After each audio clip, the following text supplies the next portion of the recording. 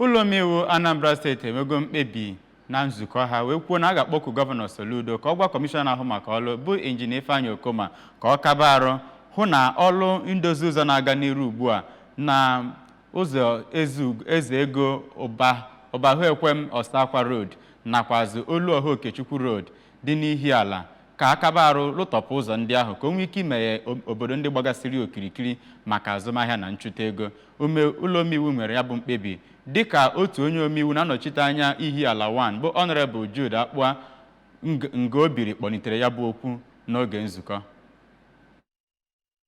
Mgbe ọ na-enye nkọwa gbasara ya bụ ụzọ, Maazị Ngobiri mere ka amata na okporo ụzọ ndị ahụ bụ naanị ụzọ ebe esi aga ọda ụgbọ mmiri dị na Osakwa. Ọ gakwara n'ihu were kwuo na ịrụ ụzọ a ọsịsọ ga-ebenata ahụhụ ndị na-aga na ya bụ okporo ụzọ na-ata ma mekwa ka azụmahịa nke Ihiala na steeti a bụ Anambra gawanye n'ihu, n'ihi na ọ ga-ewetakwara gọọmenti steeti a ego. N'okwu nke ya, onye na-anọchite anya ọgbọnta nkwado Ihiala nke abụọ bụ Maazị Godin Ilo mere ka amata na ya bụ ụzọ ga-akwalite azụmahịa ndị ọgbọnta nkwado Ihiala nke abụọ, n'ihi na ọnọdụ ụzọ ahụ nọ na ya emeela ka azụmahịa ha pụọ afọ n'ala. O kwusiri ike na ọ ga-emekwasị ka ndị na-arụ ọrụ ugbo nwee ike na-ewepụta ihe ha na-arụta n'ugbo n'obodo dị iche iche nke dị na steeti a, n'ihi na ọ bụ ajọ ụzọ mere ọrụ ugbo ha ji alaghachi azụ. N'okwu nke ya, onye na-anọchite anya ọgbọnta nkwado Idemmili North bụ Maazị Kinsley Udem Ezue